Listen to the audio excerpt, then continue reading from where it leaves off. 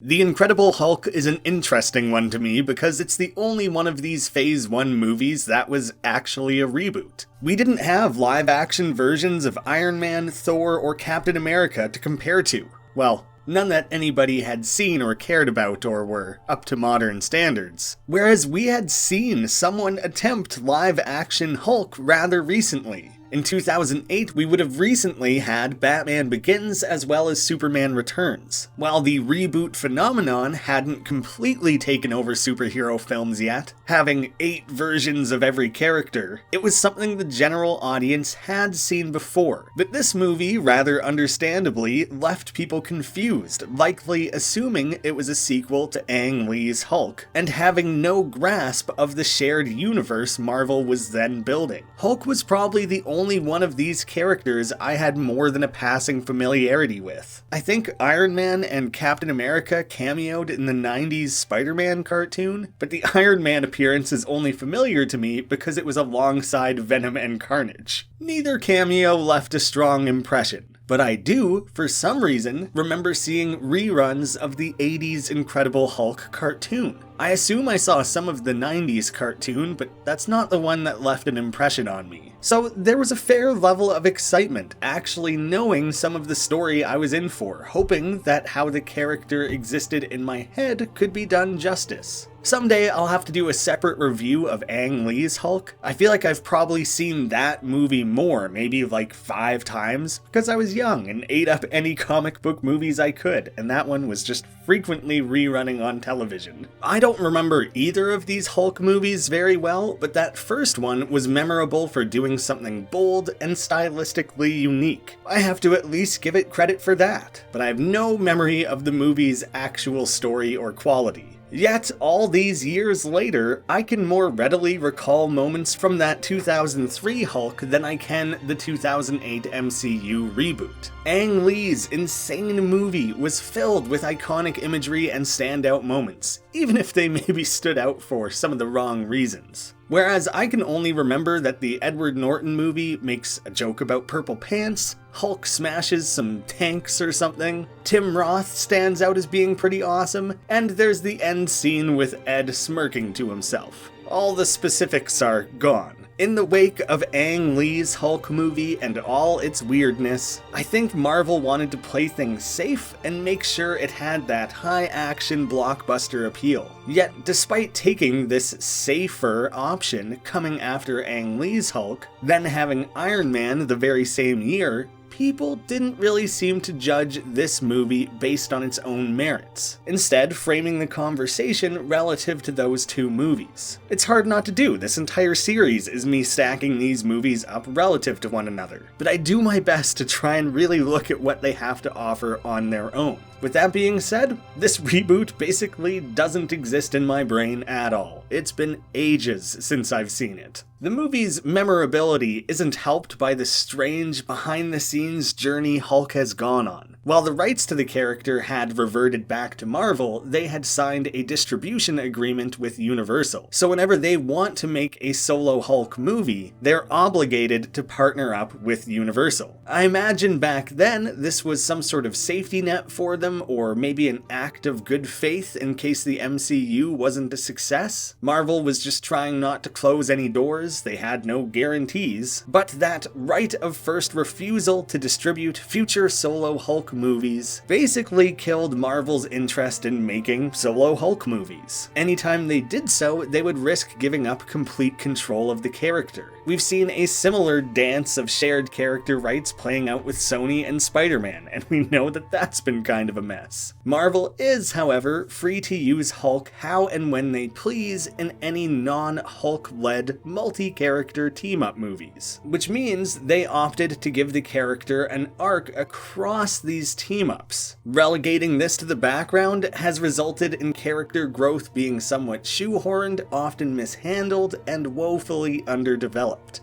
Most recently, we saw Bruce return in the She-Hulk series, and I was really hoping that if they had a solid 5 or 6 hours to work with, they could spend some of that time exploring his character with a little bit more depth than they have thus far, but instead they kind of skipped past him very quickly, and then left us on a note that makes me roughly 0 excited to see what they have in store for the character next. I'll have to review that series separately someday. It's a shame that a character who was once one of the most popular of Phase 1 has been totally pushed into the background, now with substantially less screen time overall than pretty well every other Avenger. Making a good Hulk movie is a notably difficult task. Seeing Hulk rage out and break things is the most exciting part of the character, but our protagonist's main goal is to make sure that never happens. It should be a very interesting dynamic that adds a lot of tension, but it makes it near impossible to write an effective arc for Bruce. As a Hulk movie progresses, we want to see more Hulk action. Him hulking out, losing control, and smashing everything only happens when Bruce fails his personal mission to control the Hulk, which means we are always actively rooting against the protagonist's wishes. And I believe the superhero movie formula actually works against the character. In this movie, there's no major failure for Bruce or Hulk, which means there's no need for redemption or growth, which means he never really comes into the role of hero. Yet, they squeeze this story through the mold of a typical superhero film, and that never quite meshes properly with this more intimate story of a man battling through this internal struggle. This movie hints at that psychological horror aspect, but it's never paid enough mind to make it a special, unique, featured part of the story. Is the actual hero of the story meant to be Bruce for containing the Hulk, safeguarding that power, attempting to relinquish it, and if needed, embracing it? Or is the hero Hulk because he smashes? The way they play this up is puny, useless human versus unstoppable savior Hulk. Hulk causes a lot of trouble, but they also make it feel like Bruce is in the way. They manage to give both characters somewhat heroic moments, I guess, like Bruce jumping out of the helicopter not knowing if he'll survive it, but knowing it's what needs to be done, while I guess Hulk is the hero just for beating up Abomination. Nowadays, Marvel seems to care a lot about playing up different genres and then attaching superheroes to that. It's been incredibly effective and adds a lot of variety. I think if Hulk was put off and this movie were made in Phase 2 or 3, they would have handled it better. What they actually have on their hands is essentially a monster movie. The inspiration for the character was Jekyll and Hyde. Bruce's changes are out of his control. The Hulk doesn't understand the world he's thrown into, is attacked every time he comes out, and his metaphorical father hates him. It's equal parts the Wolfman and Frankenstein. Making it a monster movie first could have been so amazing. And the only real arc possible for the character seems to be Banner accepting that Hulk isn't a monster and that they are a team, rather than Bruce always being the victim.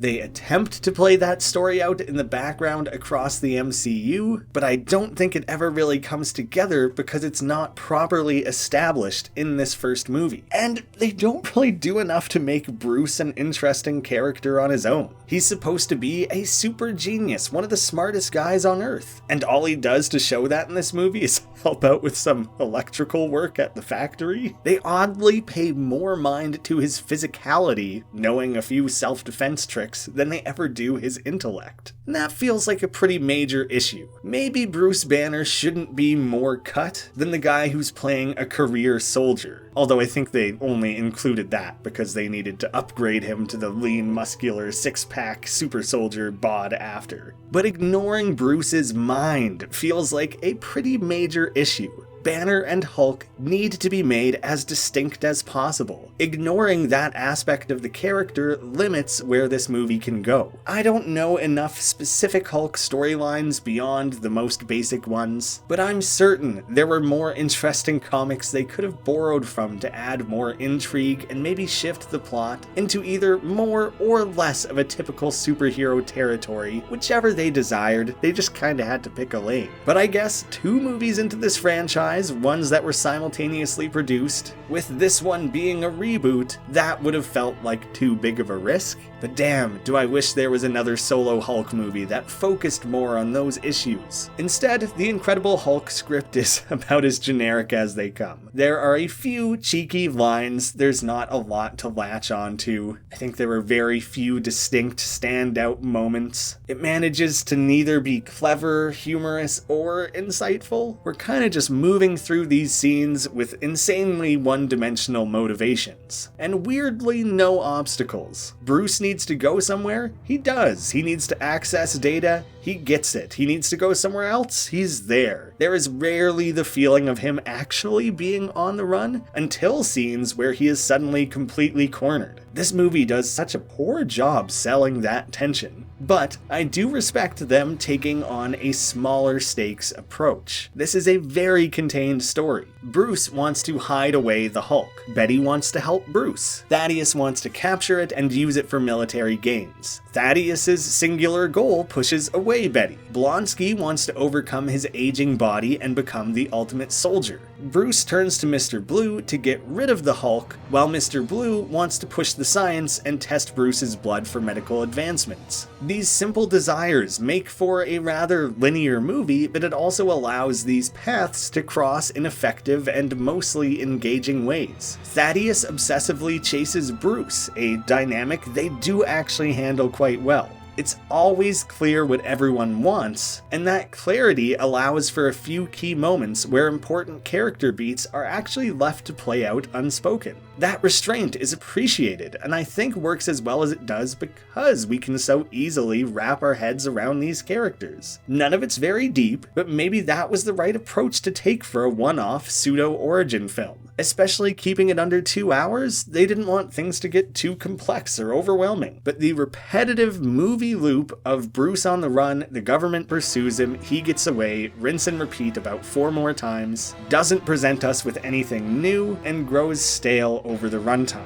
The only shred of character development is that final scene of Bruce smirking as he seemingly gains a level of control over the Hulk. But that means his only growth comes in a 5-second scene at the end of the film. There are no real hints at this building over time. Hulk isn't treated as separate, which robs them of playing up their constant struggle or showing how they fight for or share control. The MCU has made its bread and butter now for 14 years by presenting us with charming, witty, likable protagonists. This more repressed, broody version of Bruce. No, sorry, wrong, repressed, broody Bruce. And the darker tone of the movie at large really doesn't gel with this larger built-up universe. Keep in mind, as this movie was being made, there was no universe to stack it up against. It could be whatever it wanted or needed to be. And on its own, I think that works in the movie's favor. Bruce is dealing with this crazy trauma and has been forced into isolation. They have these brief visual flashes of the PTSD he's experiencing. Playing this downtrodden loner makes sense. But this portrayal is simply never going to rope in an audience, especially kids, like Robert Downey Jr.'s revelatory turn as Tony Stark. In ways, maybe this movie was too mature. They try to include how strung out Bruce is from this burden, but don't take that nearly far enough in my mind. We can see the persistent fear in Norton's performance. That I appreciate. It's a more dour interpretation, and it's a shame that edge was lost from the character long term. But overall, I don't think Ed Norton really did anything that distinct with the role, and fails to evoke an important pathos that Ruffalo better managed to capture in subsequent movies. I really enjoy the nervous dork energy Ruffalo eventually brings, with him feeling more like a bashful, meek scientist. I would expect him to be more anxiety-riddled even after mastering the Hulk. I don't think I've ever at any point believed Ed Norton as a scientist scientist. I don't really know why that is. Maybe it's because I work with scientists and this guy doesn't remind me of any of them. I guess I have things I like about both portrayals. I'll slowly unpack that over the course of later reviews. But within this movie, Norton presents a really important aspect of the character, that constant fear slowly taking its toll on his mental state. But to me, it fails in pretty well every other regard and is largely a fairly flat performance. Before I get into the meat of this movie, let's talk about the Hulk design. First, I just kind of wish he were more green. I guess they kind of toned it down to fit this darker movie. I do think they do a good job of making him look grimy, sweaty, and messed up, especially in that end fight. This Hulk gets his hands dirty. I honestly think they had to do this, because while the skin looks quite good, the tech at the time probably would have led to things looking a little too shiny and glossy. So considering the limitations of where the technology of making a fully CGI character was at the time, they do a great job of dirtying him up to make it look a little more believable. It's so easy to get away with a character like Iron Man, because you don't have to simulate the complex ways light reflects within our skin. Simulating light bouncing off a piece of metal, way easier. People seem to knock the CG in this movie a fair amount, but I was surprised how good everything mostly still looks. Check out this slow transformation on the lab table. That's super impressive, especially for 2008. And in the full movie, there's no motion capture here. This is all being hand animated. They filmed Ed Norton to get some capture of his facial movements, but they had to still then animate that and apply it to the end product. The way they kept Hulk lean with every individual muscle rippling just beneath his skin and the veins popping all over is a really cool visual. So I will absolutely defend the CG work in this movie. They had to spawn this character out of nothing and he still looks pretty damn good. When Hulk does his big shouts, there's a ferocity and intensity that would obviously make people pee their pants. He's menacing and brutal, yet they also find ways to have him feel more docile and approachable when he's with Betty. There's a sweetness in his eyes when he's defending her, despite the limitations of a fully CG character. I'm impressed that they were able to achieve that dichotomy at all. But damn, I miss when Hulk actually felt scary. Less about his design and more this interpretation of the character, they very rarely go all out with what the Hulk is capable of. He tosses big trucks and pushes heavy things, but they have him mostly run around and kinda Spider-Man off of buildings. I genuinely prefer when he's so strong that he can leap and soar through the air. That's so unrealistic that that's what makes it cool. I want to see the more animalistic, thunderous movements of this bulky green ape. Show me how powerful he is as often as possible. There are things to like about this interpretation, but it feels like they shied away from some defining characteristics, likely solely to avoid comparison to the previous movie. So now he's a little less green and a little more grounded, and I think it's unfortunately mostly to their detriment here. This is maybe the meanest and most frightening we've ever seen Hulk, yet his power never feels limitless like it should. It's an odd feeling, but it's like he's pulling his punches the whole movie. I'm not sure if it's the animation, the effects, the directing, the staging, or what, but it's rarely, if ever, sold to us how incredible he really is. I think it's high time I move into a more directed look at this movie. I've been building into more specifics, but now I'll cover the film more linearly and with greater specificity. I really enjoy the 2-minute opening sequence. It was a risk to fast forward through an origin that most movies would have spent 1/3 of the runtime on. Years later, Marvel found an effective way to duck around that with Spider-Man. But this movie really was the first to bank so heavily on their character being a significant enough pop culture icon to be afforded this origin shortcut. They present this amalgamate of details from the comics, TV series, and Ang Lee's movie into a montage that tells us everything we need to know. I respect that bold approach, and I think it worked in this movie's favor. It left time for plenty of other things, even if not all of them are all that well executed, and I probably would have been bored to see this play out yet again. I'm also a fan of Hulk being referred to as a green Sasquatch. This movie is notably less jokey than other Marvel movies, but still has a few decent gags. Tiene un problema. Sin problema. I não me deixo conforme. Me in a metal tube deep underground with hundreds of people in the most aggressive city in the world? Right. Let's get a cab. It is rather ironic that Betty is then the one who loses her cool, although it's maybe a bit of an overreaction. And if we let it go, we will never get it back. You don't have any idea how powerful this thing is. I hate the government just as much as anyone, but you're being a little paranoid, don't you think? I just really appreciate the timing on that one. Stark. General. You always wear such nice suits. Touche. And that last one is fairly disconnected from the rest of the movie. I think those felt like the best jokes in the movie, at least those are the ones I remember, and most of them aren't even that funny. I'm okay with a movie being largely joke-free, but it's part of the friction of this movie that it tries to be dark and fun. More so than the jokes, they actually lean on fan service pretty heavily. I love Lou Ferrigno, it's a great cameo, but dang, he really sucks at being a security guard.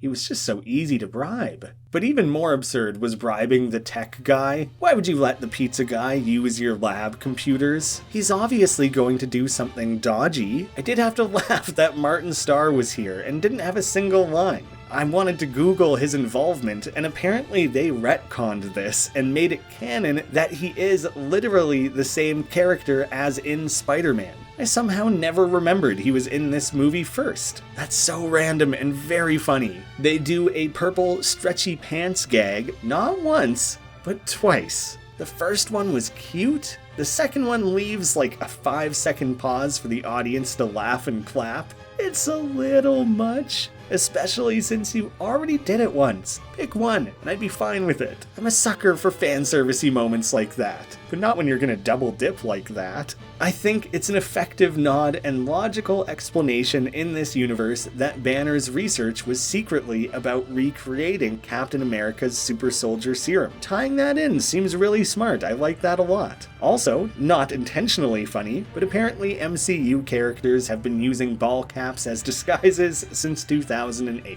This movie better emphasizes the daily struggle of this curse more than any other MCU appearance of the character. That torment that ruined Bruce's life and reputation is critical to the character, and I'm glad we got to see that present in this franchise at least once. It makes sense that he would be seeking a cure. With this being fairly early in the Hulk's existence, it's only natural Banner would want to extirpate this monstrous being. Apparently his blood is so toxic that a single drop gave poor old Stan Lee gamma poisoning?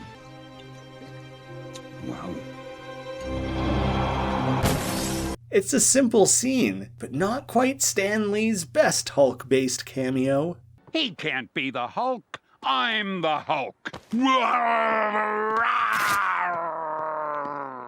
An elite team is then sent to capture Bruce. I'm not sure why Ross, the man who is likely most aware of what Hulk is capable of, would send these guys in with no briefing of what they're actually up against. He's very bad at mitigating the threat of the Hulk. I have to laugh that every Hollywood movie that is set in Brazil or anywhere with this dense style of housing will inevitably include a rooftop hopping foot chase. It's like a law of filmmaking, I guess.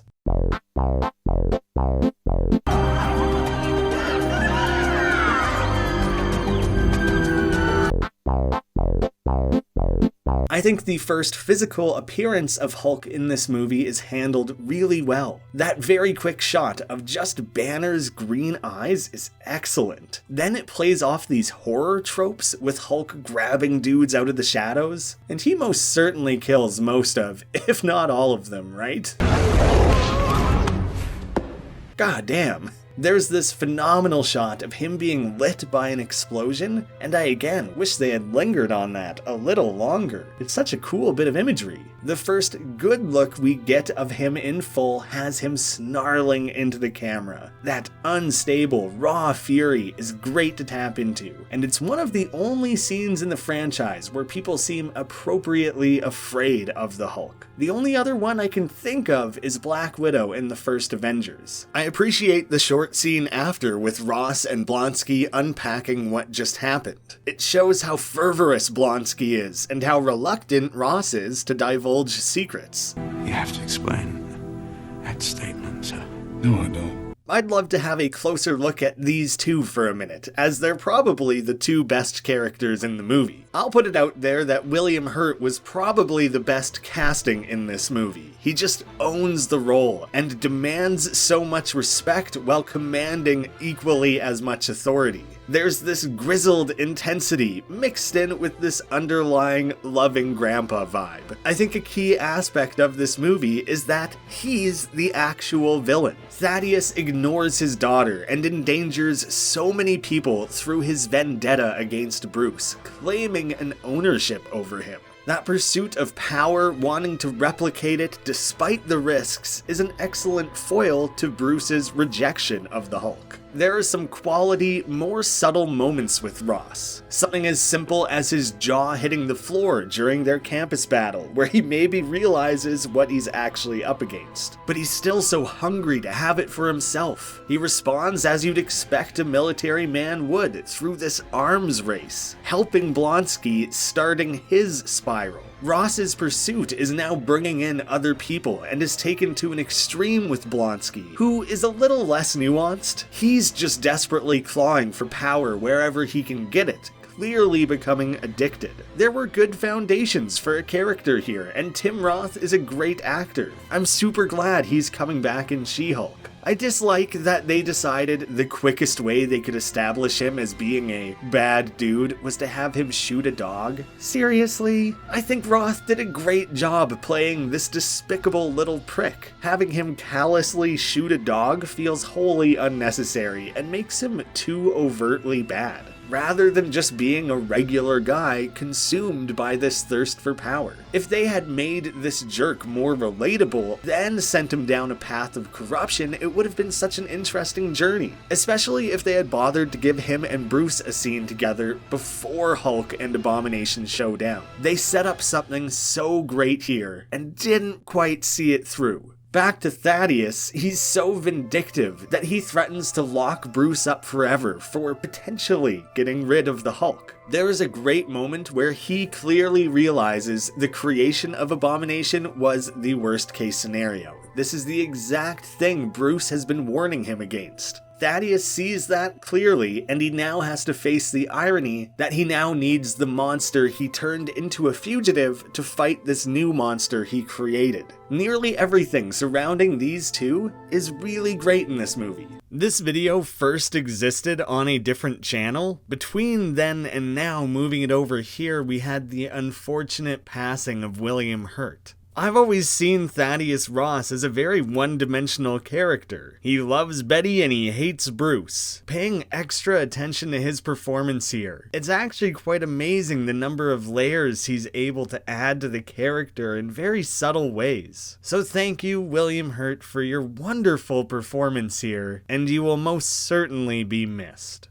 How about a short break from the Hulk talk? Perhaps these little interludes make less sense when I'm only reviewing one movie in a video, but I'm going to keep that trend alive and instead provide a mid-video break to look at something else from this director. The second movie he ever made is The Transporter 2. But no, he didn't actually make the original. The Transporter film franchise follows Frank Martin, played by Jason Statham, a skilled and enigmatic driver for hire who transports, as the series title would imply, questionable packages. The Transporter came fairly early in his career and was the first to make use of his athleticism. There's a story in there somewhere, but the franchise is mostly about high-octane action with plenty of stunt work, car chases, and punching. Overall, The series isn't great, but it has a special place in my heart, and Transporter 2 is widely regarded as the standout installment in the franchise. The pacing and story are improved from the first movie with some really outstanding action set pieces. The fire hose fight scene especially has lived rent-free in my brain for like 2 decades now. Louis Leterrier has primarily made action films, recently replacing Justin Lin to direct Fast X. And those action-oriented talents in his directing are front and center here very early in his career. I honestly haven't seen it in ages, and I'm not all that confident it's even as good as I remember, especially in the wake of new age action like John Wick. But damn is it satisfying to watch a smaller scale 90-minute action film. I want more of those in my life. I also dig that they subverted much of the macho expectations for this character and the trope of action heroes needing a love interest by having Frank directly reject women's advances. He has a mission and he stays the course to see it through. It does get pretty over the top at times, but certainly not as crazy as the Crank movies. I like the tightrope they were walking here by keeping it mostly grounded with some extra wild action sprinkled in. I've thought about reviewing various franchises in a similar manner to how I'm tackling the MCU, doing deep dives on every individual movie sequentially in one extra long video. And maybe someday I'll use that as an excuse to revisit the Transporter series. As I recall, the first is pretty good, the second is great, and you can just skip the rest of them. But Transporter 2 is my favorite, and with that director in common, it seemed like a good time to talk about it. Back to Incredible Hulking. Bruce is now in Guatemala. Him fleeing that far as Hulk is awesome, but he also has zero trouble getting around as Bruce. Travel is never really an issue. Case in point, Bruce is in the States now, and creeping on Betty a bit. It's a shame this series never explored what is supposed to be this great romance. Even in this movie, they don't have a lot of chemistry, but apparently they're magnetized to the point that she instantly dumps her very sweet and helpful boyfriend the second Bruce shows up. That guy stands up to Thaddeus, sticks up for her, yet she ditches him and cheats on him. They never really address that. And he disappears from the movie completely. Not that it matters, since Betty is also just dropped from this series entirely. Honestly, I don't mind. I've literally only ever seen Liv Tyler in this and Lord of the Rings. Her breathy, whisper-like voice made sense as this elegant ancient elf. And to that I hold. I would rather share one lifetime with you than face all the ages of this world alone. But it zaps all the urgency out of any scene she's in. She doesn't even sound like a real person. You don't have to do this, please. This is insane. Just tell me if I saw what I think I saw. Before including that critique, I had to go look up, is this just actually how she talks? Because then maybe it's miscasting, but I shouldn't rag on her for talking that way. She absolutely does not sound like this in interviews. It's a choice she is making as an actor. It's irritating in pretty much every scene she's in. I think her best scene is her telling Ross off. He's a fugitive. You made him a fugitive to cover your failures and to protect your career. Don't ever speak to me as your daughter again. But that doesn't really redeem it for me. I miss Jennifer Connelly. She's great. Supposedly, Liv Tyler and Tim Blake Nelson are both finally returning to the MCU in Captain America: Brave New World. Totally confused as to why they're appearing in a Captain America movie, but hopefully they can use it as an opportunity to give a bit of closure for these two, or at least set them up for something interesting and new. Almost anything is better than the way they were left hanging all this time ago. I've heard it said that this university scene is where the director, Louis Leterrier, felt the movie was sort of taken from him. He didn't want these big blockbuster action sequences sprinkled throughout the movie, and while they assumed the general audience would appreciate that, I can respect that he wanted to do more of an intimate, cerebral character study. That sounds great. He originally wanted to open the movie with Banner attempting suicide in the Arctic. It doesn't sound like he really fought back when the studio said, absolutely not, we are not going to open this family-friendly movie with the lead putting a gun in their mouth. Looking up the odd interview, he seems pretty chill about this movie. He talks about the need to collaborate when making films and that you're rarely, if ever, going to make your exact precise vision. But I do wish we could have seen more of what he had in mind. It sounded like he had really good ideas. So while The Incredible Hulk doesn't feel as studio-meddled as other movies in the genre, or even ones within this franchise, it's apparent he did have a very different movie in his head. He referred to the first half of this movie as being his, and the second half as being the studio's.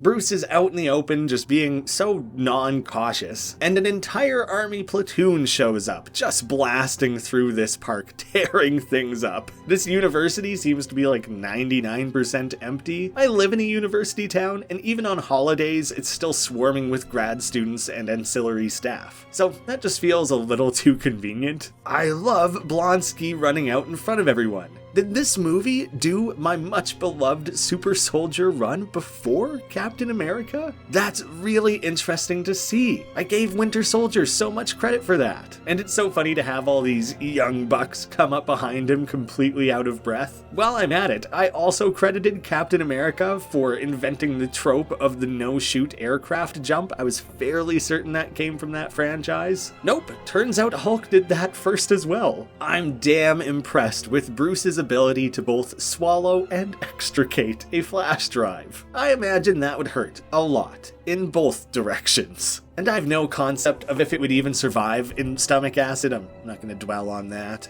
Bruce starts running around inside in a panic and ends up on this pedway that is very exposed, just directly facing the army. I'm not sure what his plan was, but his execution was lacking. I did like that it's Betty being threatened that sets him off rather than him being chased or cornered. Blonsky can't help but put his new abilities to the test. There's an arrogance to that, despite being outmatched, that I really like. He claimed earlier in the movie to be battle-wizened.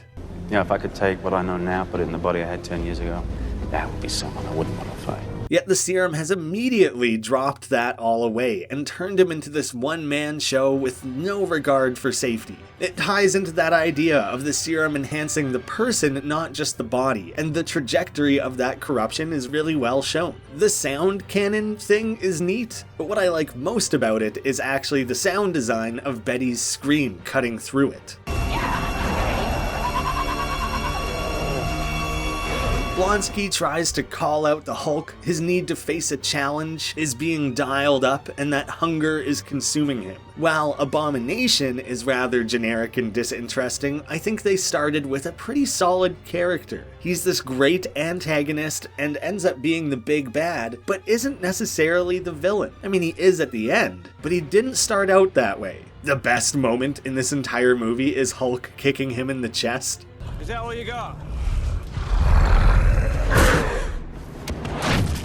They cut away from that initial impact, but I'm not sure why they bothered, because they still show him smash into the ground and crumple into a tree like a rag doll. It's so forceful and visceral, I almost can't believe they included it. I guess they were allowed to because he doesn't die. There are some more great visuals with the helicopter crashing, but it also just instantly becomes night. It's not always noticeable when movies pull that quick time setting change trick, but it's pretty jarring here. I want to laugh at Hulk yelling at the thunder. It's funny, but there's this childlike quality where he's just confused and out of place on this planet. But even more than that, I like to pretend that it sets up the recurring matchup between Thor and Hulk. I don't think I always disliked the heart rate monitor, but I really dislike it now. It almost minimizes what it takes for the Hulk to take hold. Back at the university, when Betty was at risk, that was a great example of emotion setting off the Hulk, rather than simply raising his heart rate. Now it's weirdly a permanent trait that he's incapable of getting laid. I guess that explains why he's so motivated to get rid of the Hulk. But it's such an odd thing to layer into this character. It undermines the ticking time bomb quality.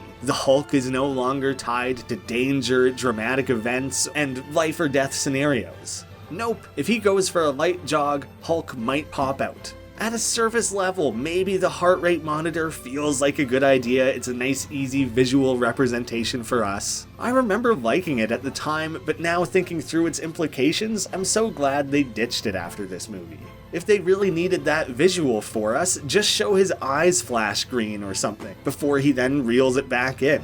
There is a 20-minute section here where things slow way down. Blonsky heals up, Bruce meets up with Mr. Blue, characters just move around to wherever they need to be and play out these brief, rushed scenes. We could be learning more about Bruce, Betty, and other characters in this time, but they're just checking off some plot boxes as quickly as possible and blowing past it all. Apparently the director wanted the movie to be around 20 minutes longer, so I'm assuming this is the section that suffered the worst for this trimmed back runtime. Mr. Blue has replicated Bruce's blood and has started animal trials. I like that he's trying to do something good rather than weaponizing it, but is still incredibly misguided. I also really like the physical deterioration of Blonsky as he becomes this sweaty goblin man with a super-size me spine. You look like you've got a little something in you already, don't you? They both see an opportunity to get something out of this, and despite neither being outright villains, the movie does a great job of showing how these two started on totally separate paths and have been brought together in this specific yet logical way through Banner and Hulk for their personal goals to align. Banner's blood dripping on his forehead is such a strange visual. It's a shame they never did anything with this character. Maybe they'll actually bring the leader back in a future project, but at this point it's a safer bet to assume that gamma radiation smeared on his brain just killed him. I'm not sure what else I would have wanted for a third act in this movie, and while it feels underwhelming to have these clone characters face off, it certainly could have been worse. Abomination's freakish, bony design is pretty hardcore, and he just starts backhanding civilians and wrecking everything. I like the drama of Bruce not knowing if he'll change when he jumps down. His little "oh shit" is great, and it highlights how uncooperative the Hulk can be. It's a shame this movie doesn't play with that more, as they never really treat Hulk as a separate entity. He's only ever presented as big, angry Banner. And that's really not the point. At least this scene does a good job of making him look fierce and intimidating again. And once the fight gets going, how can you dislike moments like using a car as boxing gloves, Hulk grabbing him by the spine, or giving us the much anticipated Hulk Smash! I even think putting out the fire with a clap is actually one of the coolest things he does. Being invulnerable to bullets and punching hard is neat, sure, whatever, but the idea of being so strong that a clap creates this gale force wind is the shit I want to see more of. Have him do things that only one of the strongest beings in the universe can do. He actually gets his ass beat so hard in this fight. Abomination is like twice the size of him, although Hulk seems kinda over it throughout this fight. Maybe that's meant to show Banner has more control than usual, but he never really unleashes that unstoppable rage that we want to see. So they committed to a bombastic, crowd-pleasing third act, yet this final fight still sort of under-delivers. That's a damn shame that they took it in this direction, yet not far enough in my eyes. It ignores the emotional and psychological complexity of the character, but is also a half-assed take on his full power. At least his final roar is pretty great.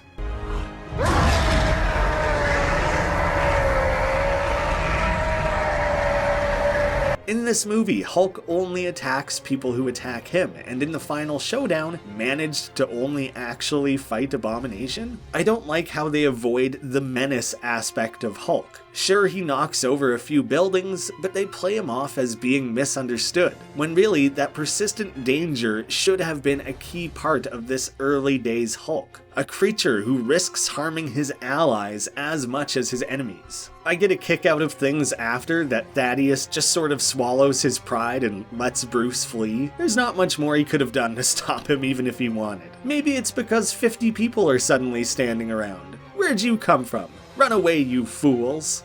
Bruce is back in isolation. They show that his meditation was never to cage the Hulk, but instead to release it in a controlled manner. That's totally awesome. It's a really unexpected reveal and does lead into the Avengers exceptionally well. This movie is actually the only one in the MCU without a post or mid-credit scene. In my mind, Tony showing up at the bar was somewhere in the mid or post credits. I guess they didn't want to risk people missing that after the success of Iron Man and wanted to build that shared universe hype. I have just a few leftover points I'd like to address. It's pretty absurd that Bruce's blood literally turns big green and angry, but really, I guess all his cells would need to grow. You can't really pump 10 pints of human blood through something that much larger than a human. So either his blood is duplicating or it's growing. It's weird as hell, but it kind of makes sense. Bruce sends an email and we zoom through the computer into the internet. It's so preposterous and corny and feels like it belongs in a movie made in 1999.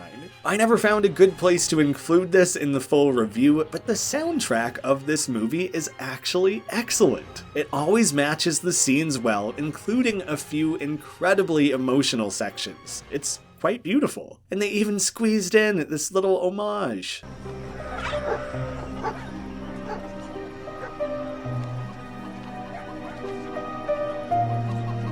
I was impressed throughout. I think it still lacks a memorable theme for the main character, but even without that, the soundtrack was all really, well, incredible. And totally random, but why does Michael K. Williams have a non-speaking cameo in this movie as Harlem Bystander?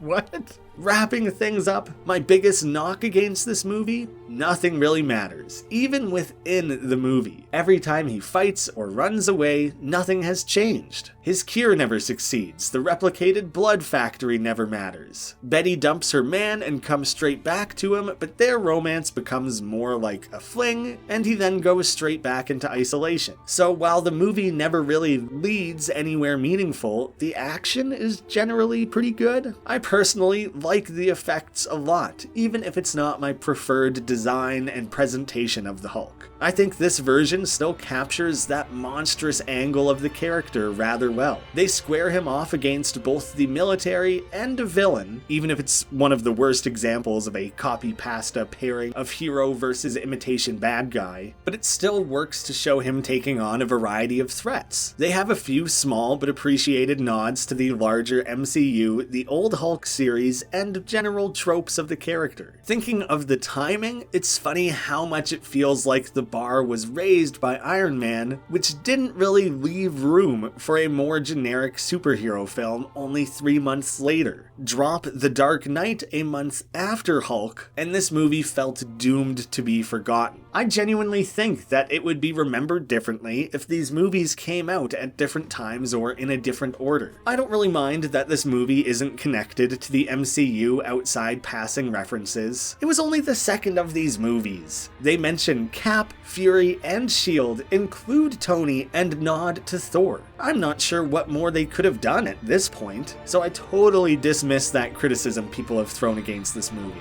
I'll agree it's a little incongruous with the larger tone of the MCU, but I personally wish they more often gambled on movies other than comedic heroic adventures. So that'll never be a drawback for me. I want these movies to switch things up across different characters, and I want more contained stories within this universe. Those aspects work very much in the movie's favor. I went into this sort of expecting the worst movie yet, but I was fairly pleasantly surprised. But nearly everything I like in this movie is counterbalanced with things that were either poorly handled or executed. We have a ho-hum banner, somewhat neutered feeling Hulk, a complete lack of connecting or separating these two characters. They somehow managed to fail to do both. And within a Hulk movie, those gripes are gonna weigh pretty heavily against it. Mix in a weak romance, and everything starts to become rather forgettable. But damn, I miss the Hulk feeling scary, Banner's fear of him, and that powder keg risk of the Hulk coming out at any time. I'm gonna call it a 5.5 out of 10. It's still notably better than Iron Man 2. I'd call it a weak origin, but it's not really an origin.